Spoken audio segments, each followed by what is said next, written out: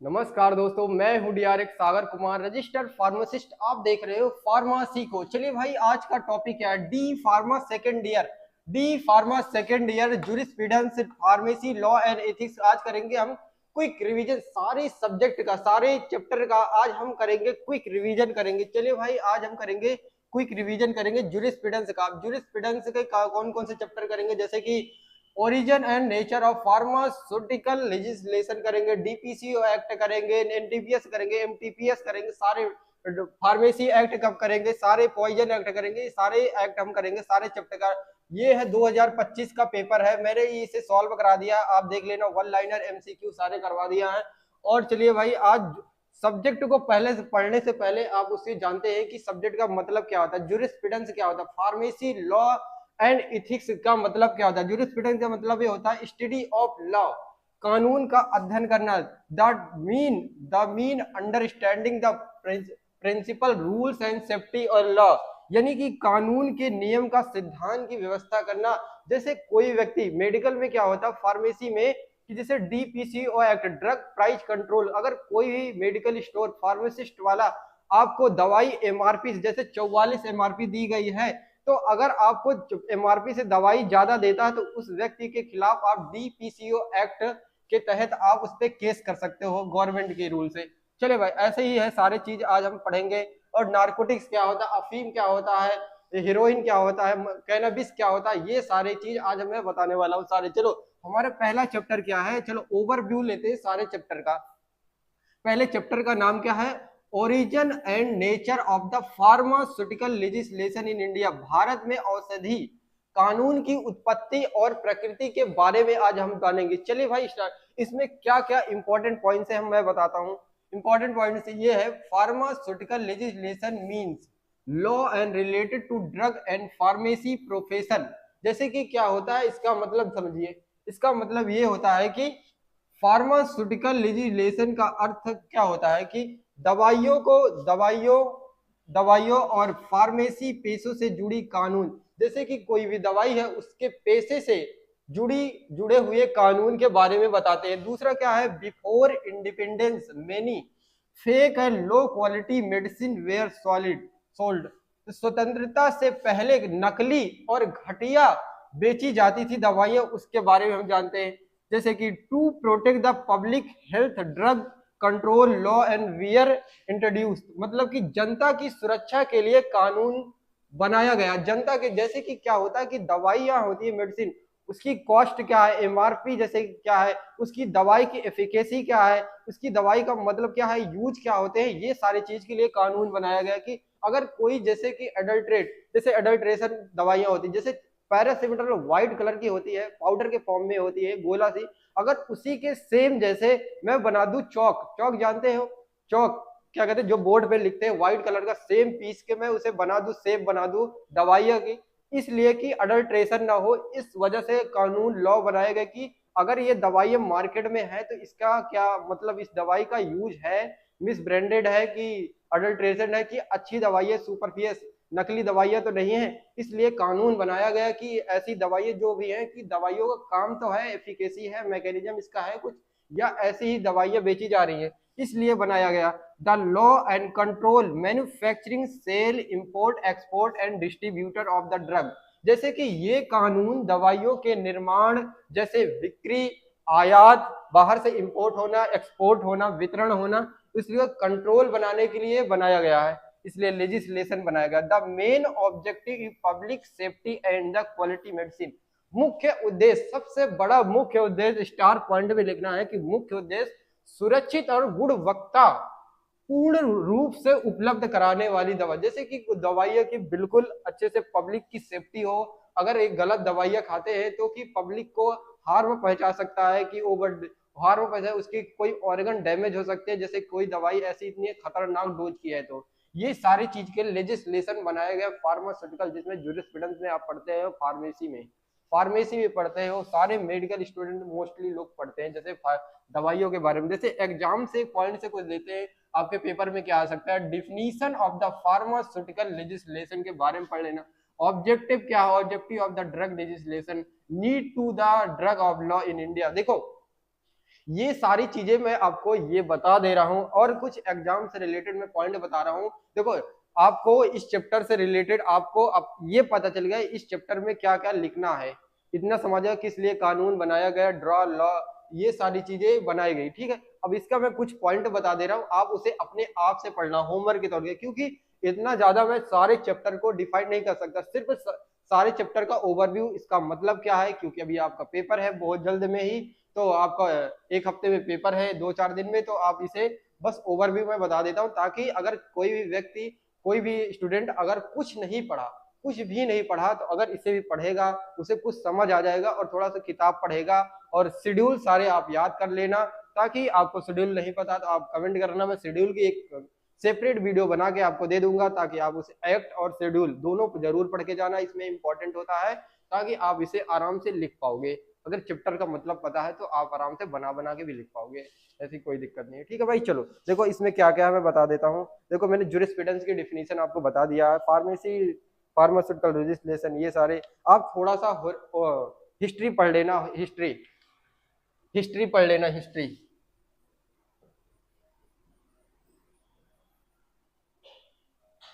आप इसकी हिस्ट्री पढ़ लेना, ठीक है भाई।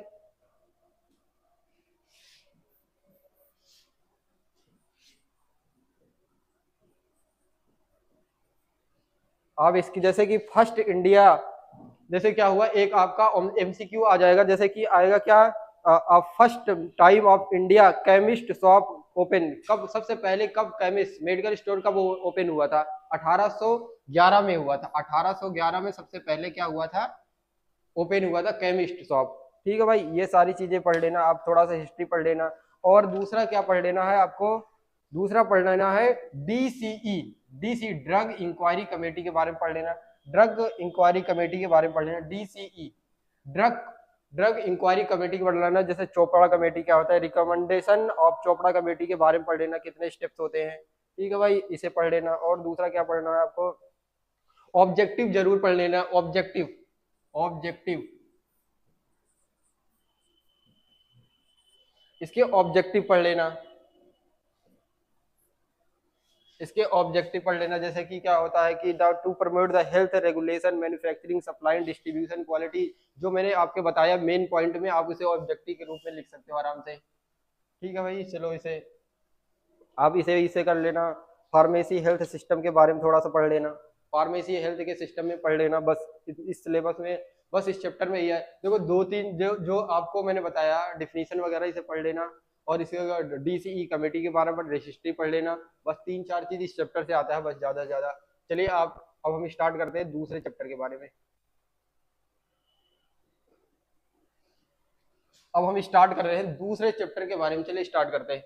The code of pharmaceutical ethics, pharmaceutical ethics की आचार सहित। चलो फार्मास्यूटिकल इथिक्स क्या होते हैं, हमारे इथिक्स के बारे में पढ़ते हैं। फार्मास्यूटिकल में इथिक्स क्या जरूरत, इसके इंपॉर्टेंट पॉइंट क्या होते हैं, इंपॉर्टेंट पॉइंट दूसरे चैप्टर का important. Ethics are moral duties of pharmacist, क्या होता है इथिक्स, फार्मासिस्ट की नैतिक कर्तव्य है। इथिक्स क्या है, कर्तव्य है इथिक्स। दूसरा क्या है, pharmacist should be maintain honesty and discipline, pharmacist को ईमानदारी और अनुशासन बनाने रखना चाहिए, अनुशासन और बनाए रखना चाहिए। तीसरा पॉइंट क्या है, patient information should be remain confidently, अगर मरीज को आप कोई भी सलाह दे रहे हो, मरीज की जानकारी गोपनीय रखना चाहिए। अगर कोई व्यक्ति आपको, फीमेल या मेल, आपको कोई ऐसी डिसीज के बारे में बताया तो उसे गोपनीय रखना है। ठीक है भाई, तीसरा चौथा पॉइंट क्या, pharmacist must guide patient properly, अगर मरीज को सही जानकारी मार्गदर्शन देना चाहिए। लास्ट पॉइंट क्या है, unethical advertisement should be avoid करना, जैसे गलत विज्ञापन से बचना चाहिए। जैसे कुछ ऐसी चीजें होती है डिस्प्ले में आप देखते हो, गलत विज्ञापन, एडवर्टीजमेंट मैजिक रेमेडीज के अंदर आता है, जैसे ये सारी चीजें इथिक्स के बारे में आ जाएगा। ठीक है भाई, चलो और क्या है, इसकी duties of pharmacist toward the patient, supply correct the medicine, explain क्या करना, एग्जांपल जैसे एक्सप्लेन डोज एंड प्रिकॉशन, जैसे सप्लाई, जैसे जब कोई दवाई आप दो तो उसके क्या करना है, डोज बताओ क्या है, उसके प्रिकॉशन क्या है, सावधानी क्या बताओ कि कैसे दवाई खाना खाने के पहले लेना है या बाद लेना है।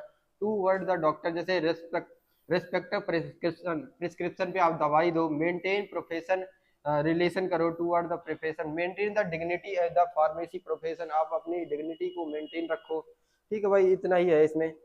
इथिक्स पढ़ लेना। इथिक्स क्या होता है? It is a mean the moral, moral code of the principle, moral of the principle, आपका मोरल क्या, ड्यूटीज क्या है।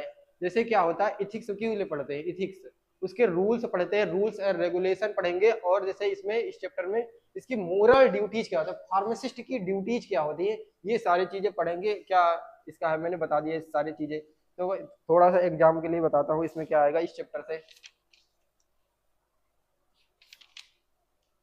जैसे आपको पढ़ लेना है द डिस्क्राइब, इसके ऑब्जेक्टिव पढ़ लेना। The describe code of pharmacist relation his profession pharmacy.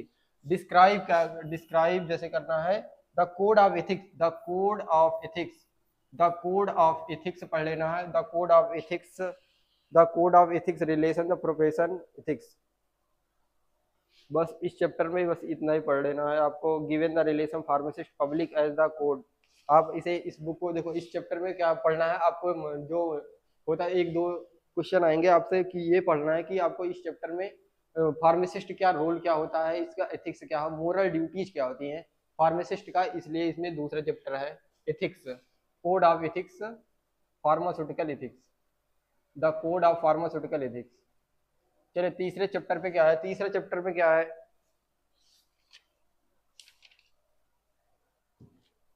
तीसरे चैप्टर क्या है, द फार्मेसी एक्ट। इसे एक्ट याद कर लो, 1940 1948 में फार्मेसी अधिनियम कब बना था, 1948 में, 1948 में बना था फार्मेसी अधिनियम।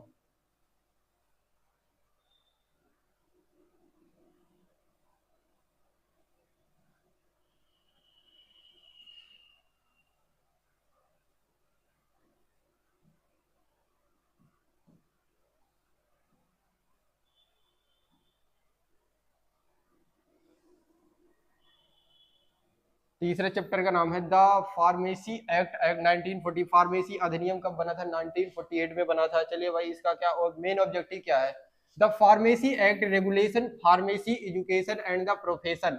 फार्मेसी एक्ट, फार्मेसी शिक्षा और पेशे को नियंत्रित करना। और क्या है दूसरा ऑब्जेक्टिव क्या है कि PCI pharmacy council of India was established under the act. कब एक्ट हुआ था, इस अधिनियम के तहत पीसीआई की स्थापना को हुई थी। तीसरा पॉइंट क्या, state pharmacy council of form कब हुआ था, राज्य फार्मेसी परिषद बनाई कब गई थी। Only registered pharmacist can practice hand pharmacy. जो फार्मेसी पे होता है, मेडिकल स्टोर पे, सिर्फ रजिस्टर्ड फार्मासिस्ट ही प्रैक्टिस कर सकता है, केवल रजिस्टर्ड फार्मासिस्ट ही प्रैक्टिस कर सकता है।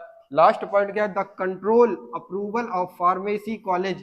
फार्मेसी कॉलेज की मान्यता मान्यता नियंत्रित की जाती है। जैसे क्या होता है कि आप कोई कॉलेज में एडमिशन जैसे ले रहे हो, फार्मेसी कॉलेज में, तो एक पीसीआई अप्रूवल होता है, फार्मेसी काउंसिल ऑफ इंडिया का अप्रूवल होता है, तो उस इंस्टीट्यूट वो कॉलेज वो चला सकते हैं, नहीं तो वो अनइथिकल है, फार्मेसी में एक्ट में नहीं है। इसलिए एक्ट बनाया गया कि अगर कोई फार्मेसी, अगर मेडिकल स्टोर है तो रजिस्टर्ड फार्मासिस्ट होना चाहिए, कोई इंस्टीट्यूट कॉलेज है तो वो फार्मेसी काउंसिल ऑफ से इंडिया से वो क्या कहते हैं अप्रूवल होना चाहिए।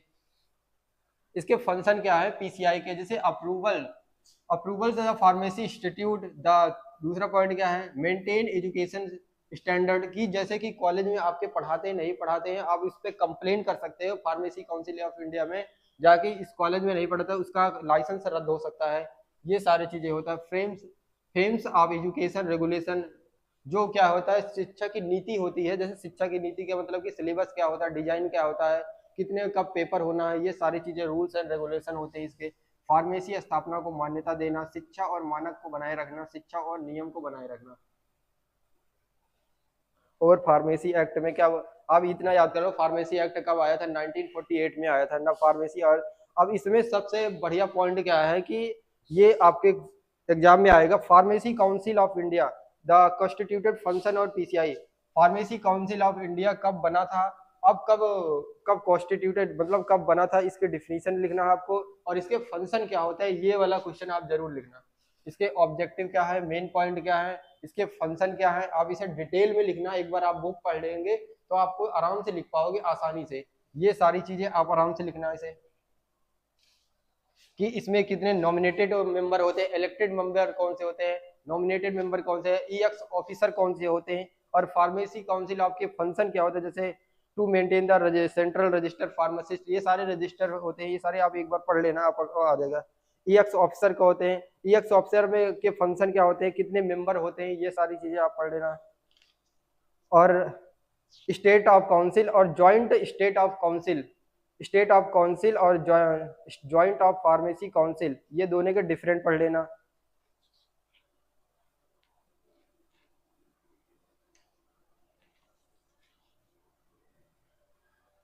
और given the offence and penalties under the act 1948 में, इसे भी पढ़ लेना आप, डिफेंस और पेनाल्टी।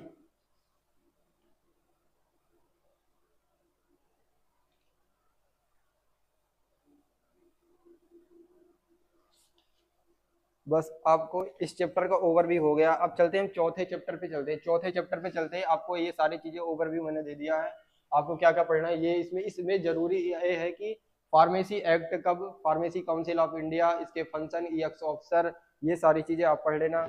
इसके फंक्शन क्या होता है, पीसीआई के किस लिए बनाया गया, ये चीजें पढ़ लेना बस। और आप एक क्वेश्चन कब फार्मेसी एक्ट कब बना था, 1948 में, 1948 में बना था, इसे जरूर आप याद कर लेना।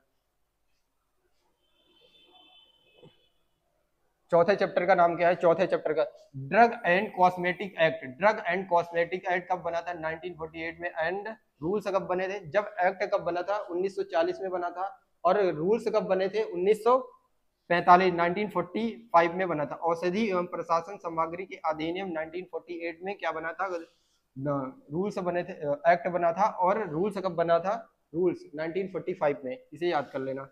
चलो इसके इंपॉर्टेंट पॉइंट क्या, ड्रग एंड कॉस्मेटिक एक्ट के मेन ऑब्जेक्टिव क्या, control import manufacturing sales and distribution of the drug, दवाइयों के आयात और निर्माण और बिक्री को नियंत्रित करना, आयात। और दूसरा क्या, ensure the safety and the quality of the medicine, दवाइयों की गुणवत्ता और सुरक्षा को सुनिश्चित करना।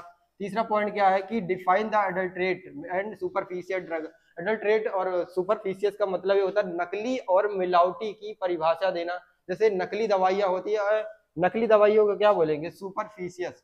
सुपरफिशियस अडल्ट्रेट का मतलब ये होता है कि मिलावटी दवाइयां, सेम दवाइयां सेम जैसे चीज की अडल्ट्रेट होना। तो तीसरा पॉइंट क्या है, drug inspector work under this act, जब ड्रग इंस्पेक्टर जब कोई बनता है तो इस एक्ट के अकॉर्डिंग वो काम करता है। सारे एक्ट बने हैं, जब वो जाता है किसी, जब मेडिकल स्टोर पे जाता है देखने, उसके रूल्स है रेगुलेशन, उस पर देखता है कि क्या ये पीसीआई के रूल्स को फॉलो कर रहा है, नहीं फॉलो कर रहा है, इसकी कितने स्क्वायर फीट के मेडिकल स्टोर है, फ्रिज है, दवाइयों की स्टोरेज, एक्सपायरी के बॉक्स है, नार्कोटिक्स का बॉक्स है। तो ये सारी चीजों को ड्रग इंस्पेक्टर क्या करता है, तो उस सारे एक्ट के अलग अलग एक्ट बने हैं, उस एक्ट के अंदर उसके लाइसेंस को रद्द कर देता है।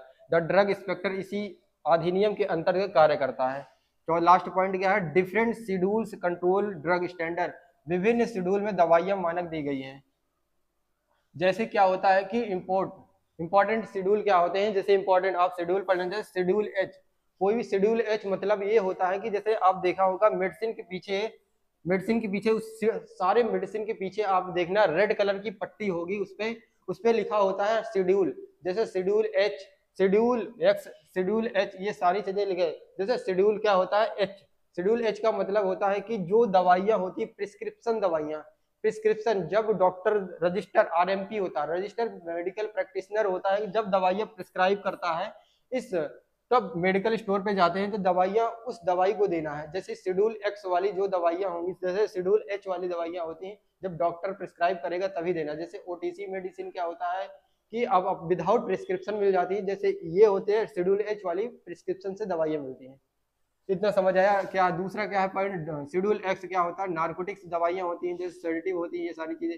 शेड्यूल एच क्या होता है, वार्निंग क्या होता है, लेबल ड्रग होनी चाहिए।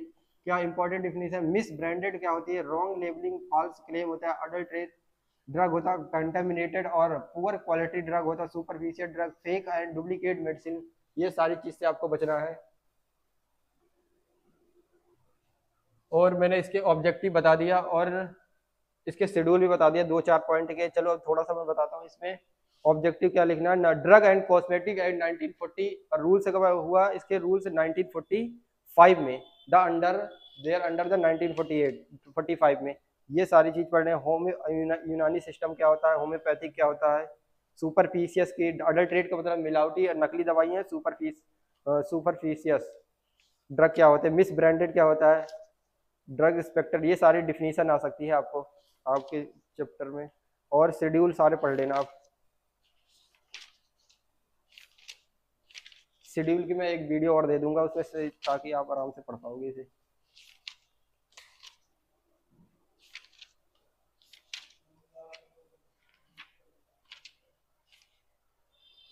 जैसे क्या होता है, मैं दो चार ऐसी दवाइयों के नाम बता देते हैं। जैसे डाइजापाम होती है, डाइजापाम डाइजापाम क्या होती है, शेड्यूल कौन सी होती है, एच शेड्यूल एच की दवाई होती है। हिपेरिन शेड्यूल एच की दवाइयाँ होती है। जिथ्रोमाइसिन जो होती है एंटीबायोटिक होती है, वो किस कैटेगरी दवाई, शेड्यूल C1 की दवाइयाँ होती हैं। और पेंसिलिन क्या होती है, शेड्यूल C की। ये सारी चीजें होती हैं, अलग अलग होती है, ड्रग एंड शेड्यूल्स होते हैं। चलो भाई, इसका मैंने इस चैप्टर का ओवरव्यू दे दिया। अगले चैप्टर पे चलते हैं, अगले चैप्टर पे चलते हैं, अगले चैप्टर पे अगले चैप्टर पे चलते हैं। Drug and magic remedies act. Drug and magic and remedies act क्या होता है, औषधि एवं जुदाई उपचार के अधिनियम 1954 में। Drug and magic remedies act कब आया था, 1954 में आया था। चलो इसके मेन ऑब्जेक्टिव क्या है, मेन ऑब्जेक्टिव क्या, prevent false advertisement of medicine, दवाइयों के गलत विज्ञापन को रोकता है। दूसरा क्या है, प्रोविजन, मैजिक क्योर क्लेम हो सकता है, चमत्कारी इलाज के लिए दवाइयों पर रोक लगाता है। तीसरा पॉइंट क्या है, प्रोटेक्ट पब्लिक फ्रॉम फ्रॉड, जैसे कि जनता को धोखाधड़ी से बचाता है। और क्या बचाता है, apply to disease like cancer diabetes, जैसे कैंसर डायबिटीज इत्यादि के पर लागू होता है। जैसे क्या होता है, ड्रग एंड मैजिक रेमेडीज में क्या होता है, देखो ध्यान से समझो।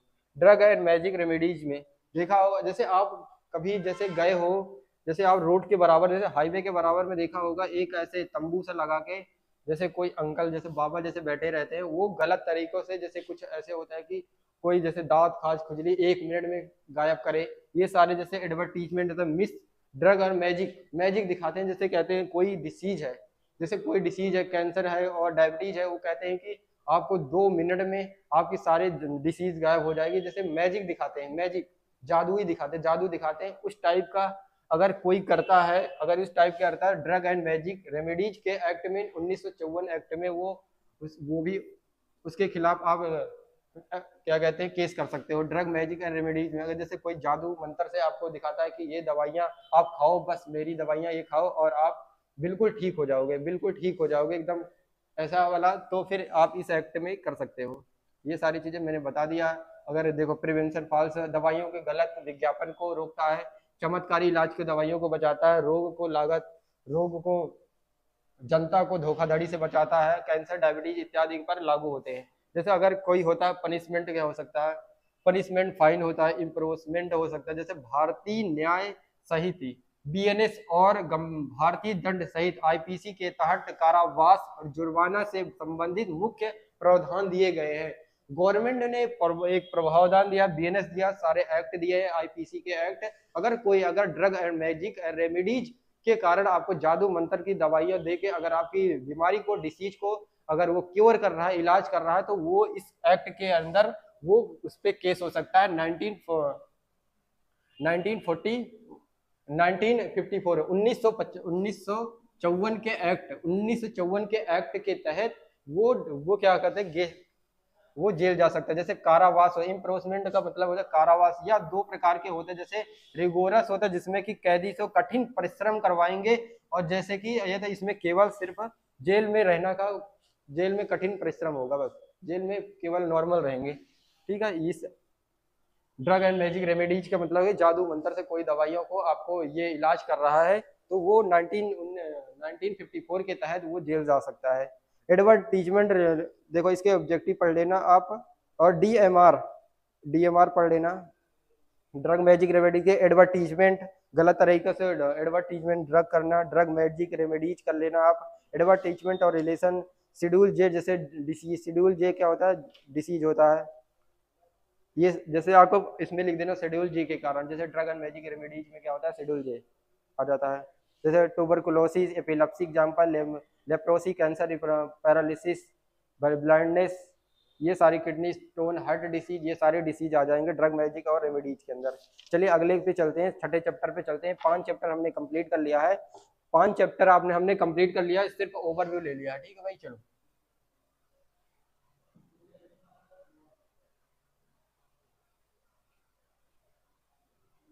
चलो 5 चैप्टर हमारे हो चुके हैं कंप्लीट। 2 मिनट में हम पानी पी लेते हैं थोड़ा सा।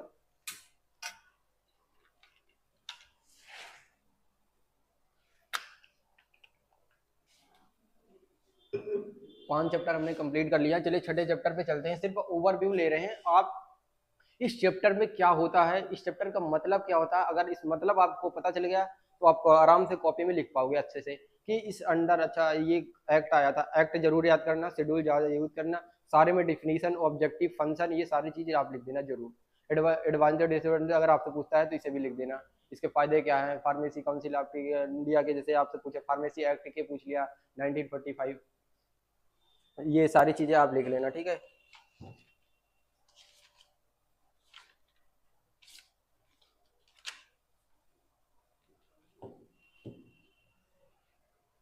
आप 3-4 चीज हैं, जैसे कि आप पहले चैप्टर ओरिजिन का फार्मास्यूटिकल लेजिस्लेशन, एनडीपीएस एक्ट, एमटीपीएस, ये सारी चीजें आप जरूर इसे पढ़ लेना। चलो अब चलते हैं, हम छठे चैप्टर पे चलते हैं जल्दी से। ये बहुत इंपॉर्टेंट चैप्टर है, इंपॉर्टेंट, स्टार बना लो भाई, स्टार बना लो इसके, स्टार बना लो कि देखो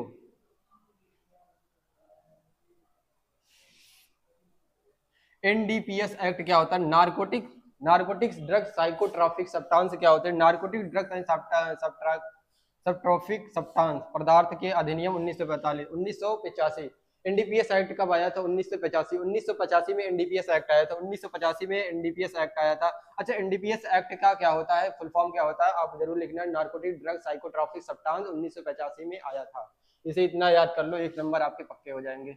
चलो इसका ऑब्जेक्टिव क्या है, इसका ऑब्जेक्टिव क्या है, उद्देश्य क्या है, इसका उद्देश्य क्या है इस एक्ट के अंदर आने, control narcotics and psychotropic substance, जैसे नशीली दवाइयों को नियंत्रित करता है, जैसे नियंत्रित इसलिए करता है कि अगर कुछ सारे पेशेंट, सारे लोग बोलेंगे, अगर मेडिकल स्टोर पे आएंगे, अगर बोलते हैं कि मुझे नारकोटिक्स ड्रग चाहिए, नारकोटिक नशे करने के लिए, इसलिए एक्ट आया कि जो जिसको जरूरत है उसको दी जाए, इसलिए एक्ट आया NDPS act, narcotics drug psychotropic substance 1985 में आया था। अब याद कर लो, 1 नंबर आपके पक्के हो जाएंगे। और दूसरा क्वेश्चन क्या है, दूसरा क्या ऑब्जेक्टिव है, prevent legal drug and trafficking, और अवैध व्यापार को रोकता है, अवैध प्रोसेस पर कठोर सजा दी जा सकती है। तीसरा पॉइंट क्या है, स्ट्रिक्ट पनिशमेंट फॉर लीगल पोसेसेशन, अवैध पोसेशन पर कठोर सजा दी सकती है। और क्या है, medical use in allowed under the regulation, चिकित्सा उपयोग के लिए नियमों के अनुसार अनुमति है। जैसे क्या होता है कि सारे लोग नारकोटिक्स की दवाइयां नहीं ले सकते हैं।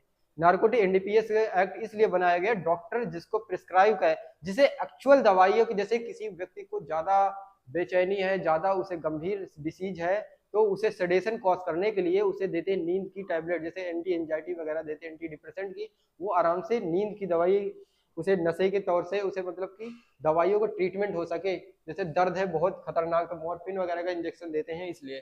ठीक है, चलो मैं बताता हूँ बहुत अच्छे से एग्जांपल देके। जैसे एग्जांपल क्या है, नारकोटिक्स ड्रग्स एक एग्जांपल ये होते हैं, हेरोइन, कोकेन, ओपियम, कैनाबिस। देखो नारकोटिक्स ड्रग या मादक पदार्थ हिंदी में बोलते हैं, जो केंद्रीय तंत्रिका को, जैसे नारकोटिक्स ड्रग कहाँ पे काम करती है, सेंट्रल नर्वस सिस्टम पे काम करती है, जैसे पर असर डालते हैं, जैसे नींद लाना और दर्द से राहत देना। लेकिन यह अत्यधिक लत, अगर नारकोटिक्स ड्रग कोई ज्यादा लगातार लेता है तो उसे एडिक्शन हो जाता है। एडिक्शन का मतलब ये होता है कि लत लग जाना, किसी मेडिसिन पर पैदा करते हैं एडिक्शन। जैसे क्या होता है कि भारत में एनडीपीएस एक्ट 1985 के तहत इन्हें नियंत्रित और अवैध घोषित किया गया है। ठीक है भाई, इतना समझ आया आपको एनडीपीएस एक्ट। चलो थोड़ा सा और बता दो एनडीपीएस एक्ट क्या होता है। जैसे हेरोइन क्या होता है, यह अफीम से बनाए मॉर्फिन के संसाधित करके बनाई जाती है। अस्थाई नाम इसका ये है कि हेरोइन का नाम स्मैक, स्मैक क्या होता है? ब्राउन शुगर होता, ब्राउन शुगर ये व्हाइट पाउडर होता है, ब्राउन शुगर ये होता व्हाइट पाउडर होता है। प्रभाव क्या होता है? यह एक ओपियोइड अवैध डिप्रेसेंट, जैसे किसी को डिप्रेसेंट जैसे एंजाइटी वगैरह, एंटी डिप्रेसेंट इसलिए डिप्रेशन देते हैं जो शरीर पे सुन्न कर देती है और गहरी नींद लाती है और तत्काल लत लग सकती है। जैसे ब्राउन शुगर, इसे इसीलिए एक्ट दिया गया कि जिसको जरूरत है उसे ही मिले भाई। ठीक है, ठीक है। हेरोइन क्या होता है? एक अफीम से मॉर्फिन को संसाधित करके बनाई जाती है, जिसका नाम अस्थाई क्या है? स्मैक, जिसे बोलते हैं ब्राउन शुगर बोलते हैं, और व्हाइट कलर का पाउडर होता है। प्रभाव एक ओपियोइड अवैध जैसे डिप्रेशन के लिए शरीर को शून्य करके वो नींद को लाता है, सेडेशन लाता है, इसलिए हेरोइन इसका होता है। ठीक है। दूसरा क्या हो? कोकेन।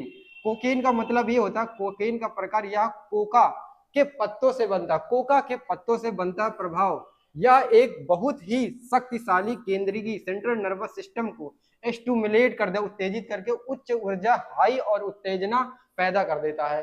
कोकेन जिसे बोलते हैं, कोकेन या कोका के पौधे से बनता है, कोका के पत्ते से मिलता है कोकेन। चलो तीसरा क्या होता है? ओ अफीम।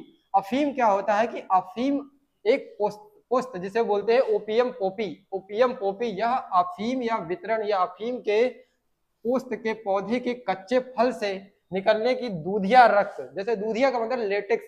आप देखो एक जैसे पेड़ होगा अफीम का, तो उसमें डाल होती है, डाल डंठल जिसे बोलते हैं, अगर उसपे अगर हम जैसे कट लगाते हैं, कट उस पे ना व्हाइट कलर का पार्ट डिस्चार्ज होता है, उसे बोलते हैं कि जैसे लेटेक्स, व्हाइट पदार्थ को बोलते हैं, जैसे दूधिया कलर का होता है लेटेक्स होता है। यह प्रभाव इसमें मॉर्फिन और कोडीन जैसे नशीली पदार्थ होते हैं और जो तीव्र दर्द को निवारक होती है, जैसे पेन किलर होती है, एनाल्जेसिक जैसे बहुत तेज दर्द है उसे देते हैं लेटेक्स, उसे अफीम देते हैं।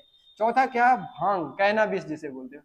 कैनाबिस क्या होता है? गांजा होता, भांग चरस, चरस जैसे वितरण की, यह कैनाबिस पौधे से प्राप्त होता है, यह कैनाबिस के पौधे से प्राप्त। आपने भांग के पौधे को देखा, ग्रीन कलर का पौधा होता है। ठीक है भाई। गांजा जिसे बोलते हैं, पौधे के फूलने वाले हिस्से पर चरस, पौधे के राल जैसे रेसिन से बनाएगा गोंद। गोंद देखा है आपने? जैसे पेड़ में एक आप देखा होगा, जैसे कि बबूल का पेड़ देखा, बबूल का पेड़, उस पे देखा होगा ऐसे अगर कट लगा, अगर पेड़ पे देखा होगा गोंद जैसा हो जाता, गोंद, उस पर कट लगा दे या कट नहीं लगाते हैं तब भी उसके जैसे ज्वाइंट पे देखा होगा ध्यान से, तो एक गोंद जैसा होता है, गोंद, उसे बोलते हैं भांग, उसे बोलते हैं गोंद जैसा पदार्थ होता है, उसे ही बोलते हैं भांग की पत्तियों से सेवन।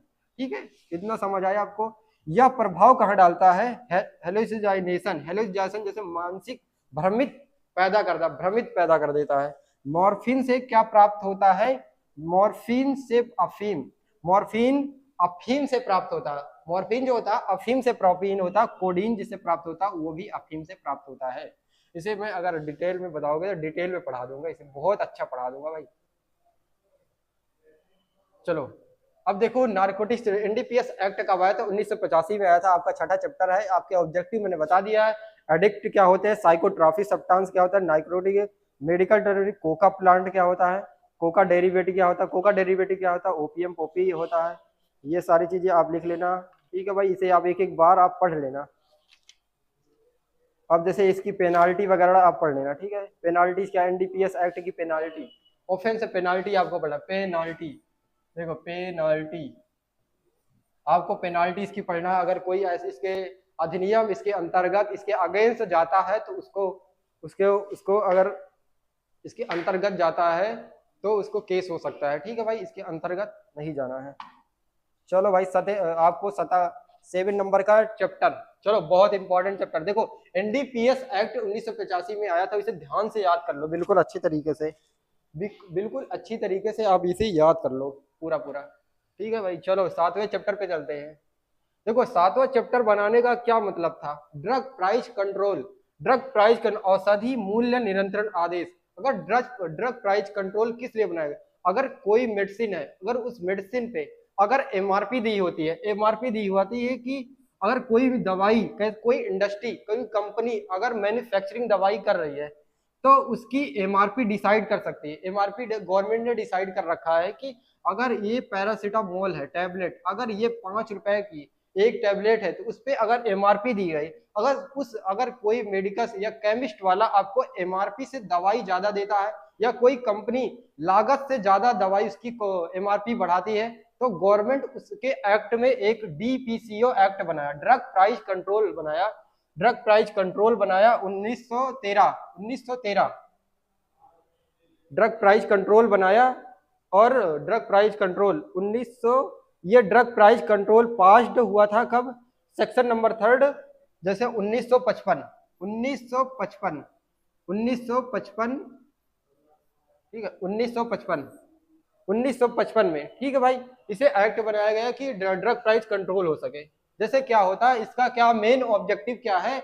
इसका मेन ऑब्जेक्टिव ये है कि control price of initial medicine, आवश्यक दवाइयों की कीमत नियंत्रित करना, जो दवाइयां होती उसकी दवाइयों की कीमत को नियंत्रित करना, कंट्रोल करना। दूसरा क्या है? मेक्स द मेडिसिन अफोर्डेबल, दवाइयों की सस्ता बनाना। जैसे कोई पेशेंट हो, उसकी कोई दवाई ऐसी जब बना कि अफोर्डेबल हो, वो ले सके। ऐसा ना हो कि अभी 10 रुपए की दवाई है, अब उसकी 10 रुपए की दवाई की लागत है तो आप उससे 100 रुपए 1000 नहीं कर सकते, इसलिए ड्रग प्राइस कंट्रोल ऑर्डर बनाया गया है। मेक द मेडिसिन अफोर्डेबल होना चाहिए। और क्या है? एनपीपीए मॉनिटरिंग होना चाहिए। एनपीपी दवाई क्या होता है? दवाइयां मूल्य की निगरानी करता है। जैसे कि नेशनल फार्मास्यूटिकल प्राइजिंग अथॉरिटी बनाई गई है। अगर कोई मेडिसिन अगर दवाई से ज्यादा एमआरपी से ज्यादा दवाई देता है तो नेशनल फार्मास्यूटिकल प्राइजिंग अथॉरिटी बनाई गई है। उस अथॉरिटी उसे निगरानी करेगी कि अगर इस निगरानी करेगी कि कोई भी कंपनी, कोई भी फार्मासिस्ट अगर दवाई एमआरपी से ज्यादा देता है तो उस अथॉरिटी क्या करेगी? ड्रग प्राइस कंट्रोल के अकॉर्डिंग वो अपना केस कर सकती है, जेल दे सकती है, पनिशमेंट मिल सकता है, फाइन लग सकता है उसी इंसान पे। ठीक है, ये समझ आया। चौथा क्या है? Government fix maximum retail price, retail wholesaler price को सरकार अधिनियम की कीमत की कराती है। उसका कीमत कौन तय करता है? अगर कोई कंपनी दवाई मेडिसिन बनाती है तो उसकी कीमत गवर्नमेंट तय करती है। इसके जो कहते हैं पेटेंट दवाई कराना, जब दवाइयों की पेटेंट होने के बाद, फार्माकोविजिलेंस दवाइयां सारी चीजें देखने के बाद जब पेटेंट होती हैं तो उसका प्राइस कंट्रोल होता है, ड्रग प्राइस कंट्रोल उसकी कीमत को, जितनी कीमत हो उसको देखते हैं। ठीक है भाई, चलो चलते हैं अगले चैप्टर पे चलते हैं। और कुछ है इसे ड्रग प्राइस कंट्रोल में? अब इतना आपको समझ आ गया होगा, ड्रग प्राइस कंट्रोल आपको इतना समझ आ गया। ड्रग प्राइस कंट्रोल इसके ऑब्जेक्टिव क्या है? To regulate the equal distribution of bulk medicine available, the fix जैसे बल्क सेल प्राइस कंट्रोल होना, जैसे कि to fix maximum sale price और बल्क ड्रग पे, और क्या है? Maximum retail price drug formation. ये सारी चीजें मैंने बता दिया है। आप रिटेलर क्या होता है? देखो, जो टुकड़ों में, जैसे फार्मासिस्ट मेडिकल स्टोर पे रिटेल दवाइयां आती हैं टुकड़ों में, जैसे 1 टैबलेट 2 टैबलेट, वो उसे रिटेल बोलते हैं। और जैसे होलसेलर किसे बोलते हैं? जहां से बल्क दवाइयां लाते हैं, जैसे बल्क में दवाइयां लाते हैं मेडिकल स्टोर वाले जहां से, वो उसे बोलते हैं होलसेलर बोलते हैं। डिस्ट्रीब्यूटर क्या होता है? जो डिस्ट्रीब्यूटर आता है दवाइयां देने, डिस्ट्रीब्यूटर होता है। डीलर से जो बात करके दवाइयां लाता है। ये सारी चीजें आपको है। ड्रग सेलिंग प्राइस लीडर, ये सी है। और आपको as per DPCO 1979 how retail का, इसे फॉर्मूला आप याद कर लेना है जरूर। फॉर्मूला आपका आ सकता है, फॉर्मूला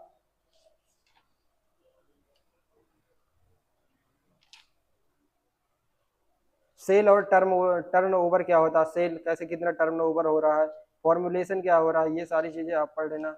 आप इसका फॉर्मूला लिख लेना, RP MC plus triple C plus, ये चीजें आप फॉर्मूला लिख लेना। ड्रग प्राइस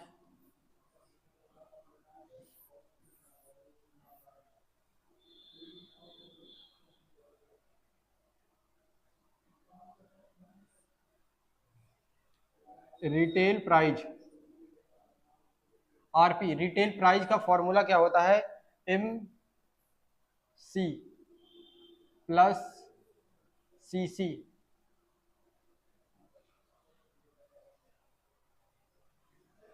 यहां लिख देता हूं, आरपी बराबर होता है, आरपी ड्रग प्राइस बराबर क्या होता है? सी एमसी होगा। एमसी मतलब मटेरियल की कॉस्ट क्या होगी, मटेरियल कॉस्ट क्या होगी। सीसी का मतलब ये होता है कि कन्वर्जन कॉस्ट क्या होती है, कन्वर्जन कॉस्ट क्या होता है? पीसी होता है, यहाँ पे पीसी आ जाएगा, पीसी।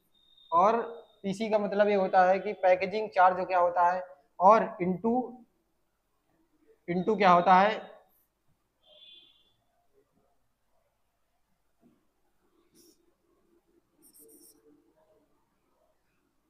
देखो इसे लिखो, और मैं बता रहा हूँ इसे क्या लिखना है आपको, ये चल नहीं रहा भाई। देखो आरपी लिखा, आरपी लिखो, मैं बता रहा हूँ आरपी, आरपी को क्या बोलते हैं, ड्रग रिटेल प्राइस, रिटेल, देखो मेरे साथ लिखो, आरपी लिखा, आरपी के बाद क्या मतलब होगा, आरपी का मतलब होगा रिटेल प्राइस हो गया, इक्वल टू लिखना है एमसी, एमसी का मतलब हो गया कि मेडिकल कॉस्ट, मेडिकल की कॉस्ट क्या होगी, पीसी का मतलब क्या हो गया, पीसी, इसके बाद plus RP is equal to MC plus CC plus PC, bracket को क्लोज कर दो तीनों को, इंटू करके one plus M U upon 100, bracket को क्लोज करो ईडी। अब देखो इसका फुल फॉर्म क्या होगा, आरपी का मतलब होता है drug price, retail price, retail price, retail price, MC का मतलब होता है मटेरियल कॉस्ट, सीसी का मतलब कन्वर्जन कॉस्ट, पीसी का मतलब होता है पैकेजिंग चार्ज, एमयू का मतलब होता है मार्क्स अपॉन ईडी का मतलब एक्साइज ड्यूटी। ठीक है, ये सारी चीजें आप इसे देख लेना, आपके पास बुक वगैरह है तो आप उसे देख लेना या गूगल पे डाल देना रिटेल प्राइस का फॉर्मूला क्या होता है। ठीक है भाई, चलो इतना बता दिया मैंने, ये बोर्ड में चल नहीं रहा, नहीं मैं बता देता इसे। ठीक है, अगर आप कमेंट करोगे तो मैं इसे लिख के भेज दूंगा कमेंट बॉक्स में। ठीक है भाई, चलो फर्स्ट शेड्यूल क्या, सेकंड शेड्यूल क्या होता है, first schedule given the list of bulk drug होता है, सेकंड क्या है टोटल कितनी ड्रग, थर्ड कितनी मैक्सिमम प्री टैक्स क्या है, गवर्नमेंट क्या है, ये सारी चीजें पढ़ लेना। आठवां चैप्टर पे चलते हैं भाई, चलो आठवां चैप्टर पे चलते हैं। क्या आठवां चैप्टर का नाम क्या है, द पॉइजन एक्ट 1919, 1919 विश्व अधिनियम 1919 में, चलो इसका ऑब्जेक्टिव क्या है 1919 में,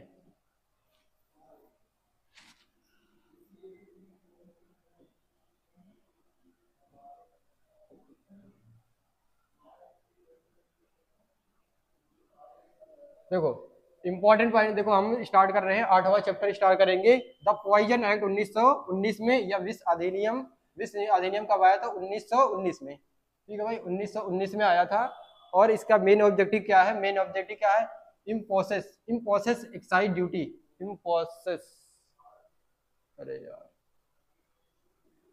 हाँ देखो हम स्टार्ट करेंगे आठवां chapter the poison act. Poison act का मेन ऑब्जेक्टिव क्या होता है, regulation sales and possession of the poison, जैसे जहरीले पदार्थ की बिक्री को नियंत्रित कराता है, नियंत्रित कराता है, जैसे सेलर मस्ट मेंटेन रिकॉर्ड रखना आवश्यक होता है, record safe handling of necessary, सुरक्षित उपयोग जरूरती है, जैसे prevention misuse and the poison, जैसे दुष्उपयोग और पॉइजन को रोकता है, ये सारी चीजें होती है द पॉइजन एक्ट में। पॉइजन एक्ट में क्या होता है 1919 में आया था, याद कर लो पॉइजन क्या होता है 1919, जैसे कि लिस्ट है पॉइजन की, जैसे ये इसमें क्या हो नार्कोटिक्स, जैसे कि morphine, atropine, arsenic, arsenic, heroin, potassium cyanide, belladonna, cocaine, ये सब बारबिचरेट एसिड होता है, ये लिस्ट दी है पॉइजन। जैसे लिस्ट ए में दिया, लिस्ट बिन में क्या है क्लोरोफॉर्म दिया है, zinc chloride, oxalic acid, carbolic acid, ये सारी है।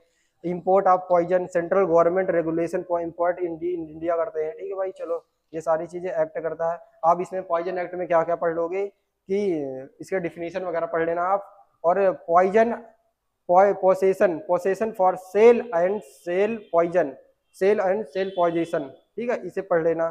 पेनाल्टी पढ़ लेना, पेनाल्टी क्या हो, पेनाल्टी ऑफ लीगल, कितने रुपए का जुर्माना, जैसे पेनाल्टी क्या है अनफेरेबल, जैसे कि एनीवन इंपोर्ट पोजेशन, अगर कोई इंपोर्ट कर देता है पनिशेबल होता है 3 मंथ आपको जेल हो सकती है, 500 रुपए फाइन, कन्वेक्शन हो सकता है, इंपोर्ट 6 मंथ का हो सकता है 1000, अगर आपको ये सारी चीजें आप पढ़ लेना, 1000 कितना एनीवन फाइन वगैरह पेनाल्टी वगैरह। ठीक है भाई, इतना आप पढ़ लेना पेनाल्टी क्या है सारी चीजें। अगर कोई पॉइजन एक्ट क्या कर रहा है भाई, पॉइजन एक्ट, पॉइजन एक्ट कब आया था 1919 में आया था, इसकी डिफिनीशन आप पढ़ लेना, और ये सारी चीजें पढ़ लेना, पेनाल्टी क्या होती है अगर कोई इंपोर्ट करता है एक्सपोर्ट करता है, लिस्ट क्या होती है, ये सारी चीजें आप देख लेना। ठीक है, पॉइजन मैंने ऑब्जेक्टिव बता दिया, जहरीले पदार्थों की बिक्री को नियंत्रित करना, कंट्रोल करना, रिकॉर्ड को रखना आवश्यक है, और सुरक्षित उपयोग का जरूरी है, दुष्प्रभाव पॉइजनिंग को रोकता है, ये सारी चीजें इसके मेन ऑब्जेक्टिव होते हैं इस चैप्टर में, और इसकी पेनाल्टी पढ़ लेना आप सारी चीजें। ठीक है भाई, ये सारी चीजें आप ठीक है, अब चलते हैं नौवें चैप्टर। हमारा नौवां चैप्टर क्या है? हमारा नौवां चैप्टर है मेडिकल एंड टॉयलेट प्रिपरेशन। कब आया था? 1955 में। औषधि एवं प्रसाधन निर्माण का अधिनियम 1955 में आया था। चलो इसके मेन ऑब्जेक्टिव क्या होते हैं? मेन ऑब्जेक्टिव क्या? Imposes excise duty, imposes excise duty, imposes excise duty, alcohol control containing medicine, शराब युक्त दवाइयों पर एक्साइज ड्यूटी लगाना, regulates manufacturing and the storage, निर्माण और भंडार के नियंत्रण करना। और क्या है तीसरा पॉइंट? क्या? Control taxation of the preparation of the औषधि उत्पादों पर कार्य नियंत्रित कराना। ये सारी चीजें होता है किसमें? मेडिकल टॉयलेट प्रिपरेशन में। देखे जैसे एल्कोहल होता है, रेक्टिफाइड स्पिरिट होता है, एब्सोल्यूट एल्कोहल होता है। ये सारी चीजें आपकी डिफिनीशन है। नार्कोटिक्स क्या होता है, अनरिस्ट्रिक्टेड क्या होता है, रिस्ट्रिक्टेड क्या होता है, ये सारी चीजें आप अपने आप से पढ़ लेना इसे। और ये बाउंडेड लेबोरेटरी और नॉन बाउंडेड लेबोरेटरी, इसकी आप डिफरेंस पढ़ लेना। इसके फंक्शन क्या होता है एक्साइजेज ऑफिसर के, ये सारी चीज पढ़ लेना। मैन्युफैक्चरिंग बॉन्ड और मैन्युफैक्चरिंग आउटसाइड बॉन्ड क्या होता है, ये चीज आप पढ़ लेना। आप एक एक बार आप पढ़ लोगे, इसे आ जाएगा आपको। आपका चलो लास्ट चैप्टर चलता है, लास्ट चैप्टर। चलो लास्ट चैप्टर चलता है, ये सारी चीजें मैंने बता दिया, लास्ट चैप्टर है बस। लास्ट चैप्टर क्या है? Medical termination of pregnancy act 1971। MTP act कब आया था? 1971 में आया था एमटीपी एक्ट। गर्भ समाधान अधिनियम 1971 में आया था। चलो इसका मेन ऑब्जेक्टिव क्या होता है? Provide legal permission for abortion, गर्भ समाधान की कानूनी अनुमति देना। दूसरा पॉइंट क्या है कि प्रोटेक्ट वुमेन हेल्थ, महिलाओं के स्वास्थ्य की सुरक्षा कराना। Only registered doctor can be preferred MTP, केवल रजिस्टर्ड डॉक्टर ही एमटीपी कर सकता है। और चौथा क्या है? Conduction of the approval hospital, केवल अप्रूवल हॉस्पिटल। देखो एमटीपी एक्ट का मतलब क्या होता है? मेडिकल टर्मिनेशन एक्ट क्या होता है? कब आया था? 1971 में आया था।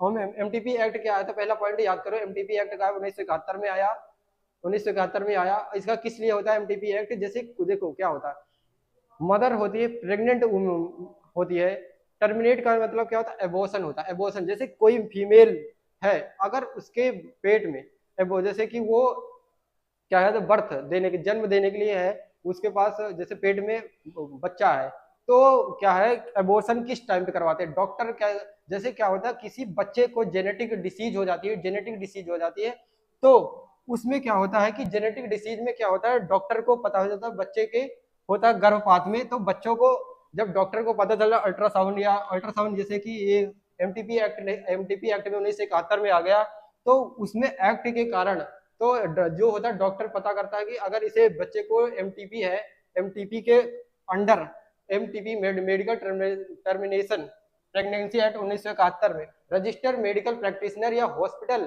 हॉस्पिटल के अप्रूवल से प्रोवाइड लीगल परमिशन से अबॉर्शन करते हैं। ठीक है भाई, ये सारी चीजें होती हैं, ये चीज आप पढ़ लेना। एमटीपी में एक्ट में, एमटीपी एक्ट में क्या होता है कि जैसे कोई किसी बच्चे को अगर जेनेटिक डिसीज है या कोई डिसीज हुआ है उस व्यक्ति को, तो उसे डॉक्टर क्या करते हैं, डॉक्टर के अथॉरिटी या हॉस्पिटल के अप्रूवल से जब देखते हैं कि जो डॉक्टर कौन होगा, जो आरएमपी होगा, रजिस्टर्ड मेडिकल प्रैक्टिशनर होगा, वो चीजें होगा, वो देख के पता करेगा कि किसको उसे एबॉर्शन करना है कि नहीं करना है डॉक्टर को। बस इतना याद कर लो। इसमें आपको पढ़ना है आरएमपी में रजिस्टर क्या होना चाहिए, डोज अंडर 18 साल के होने चाहिए, ये सारी चीजें, इसके फंक्शन वगैरह हैं, ये सारी चीजें आप पढ़ना है एमटीपी एक्ट में। एमटीपी एक्ट में आप इसे पढ़ लेना, इसके कितने क्या रूल्स होते हैं, क्या रेगुलेशन होते हैं, आरएमपी है, रजिस्टर्ड मेडिकल प्रैक्टिशनर है, ये सारी चीजें आप देख लेना। ये आपका 10वें सारे चैप्टर में आपका हो चुका है कंप्लीट, आपका कंप्लीट हो चुका है। थैंक यू भाई, थैंक यू, जय हिंद। आप आराम से पढ़ते रहो मेरे फ्यूचर फार्मासिस्ट भाई। अगर आपको भी मेडिकल स्टोर ओपन करना है तो आपको कंप्लीट गाइड मिलेगी, कंप्लीट गाइड मिलेगा कैसे लाइसेंस अप्लाई करना है, कौन सी दवाई किस काम में आती है, मेडिकल स्टोर ओपन करने की कंप्लीट कोर्स आपको फ्री में बनाया जा रहा है, आप इसे देख लो। आप आराम से डी फार्मा के बाद कैसे ट्रेनिंग करना, आपको लाइसेंस कैसे अप्लाई करना, सारी चीज कंप्लीट आपको इसी चैनल पे मिल जाएगा मेरे भाई। थैंक यू, जय हिंद, बाय बाय मेरे future pharmacist, all the best paper के लिए।